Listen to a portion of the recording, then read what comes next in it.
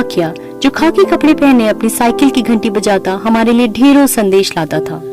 अपनी चिट्ठी पत्री, पोस्ट कार्ड और मनी ऑर्डर का सबको बेसब्री से इंतजार रहता था उन दिनों।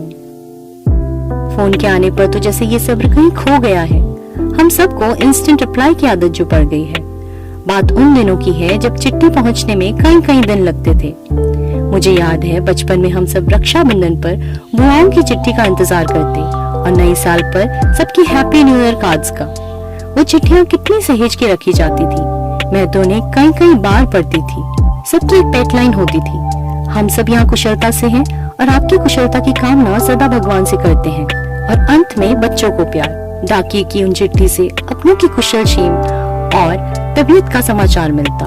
अब वो दौर कितना पुराना लगता है। पुराने से याद आया मेरे घर के पास वाला वो पुराना गुलमोहर का पेड़। वो अब कहीं बड़ी इमारतों के पीछे छुप गया है। इसी क्रम में पोस्टकार्ड ने अपनी जगह बनाई। भारत में पोस्टकार्ड की शुरुआत 1 जुलाई 1879 को हुई। 4 साल में 26 मिलियन पोस्टकार्ड बिक चुके थे, जिससे इसकी तत्काल लोकप्रियता का पता चलता है। वे स्मृति चिन्ह के रूप में भी काम करते थे। इन्हीं पुराने दिनों की बात है जब दूरदर्शन पर मालगुड़ी डेज आता था। R.K. नारायण की लघु कथाओं से लिया गया स्वामी और उसके दोस्तों की कहानी। टीवी पर उस समय शक्तिमान कितना प्रचलित हुआ था। मुझे याद है कि कैसे शनिवार के दिन बच्चे पेट में दर्द का बहाना बना के स्कूल की छुट्टी लेते थे ताकि शक्तिमान देख सके।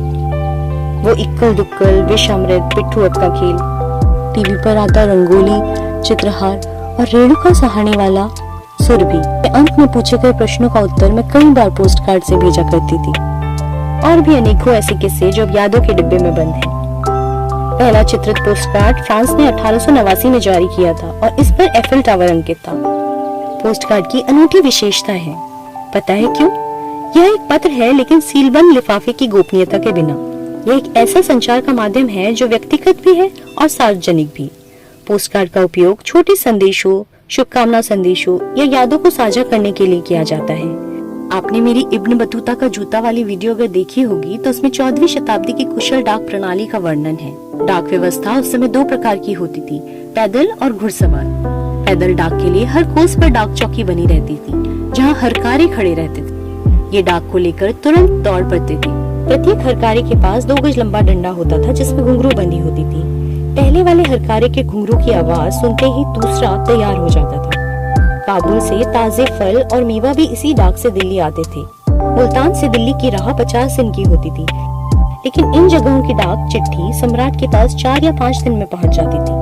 तो कैसी लगी आपको ये वीडियो मुझे कमेंट करके जरूर बताइए और ऐसी वीडियो देखने के लिए सब्सक्राइब करके जाइए। See you, bye.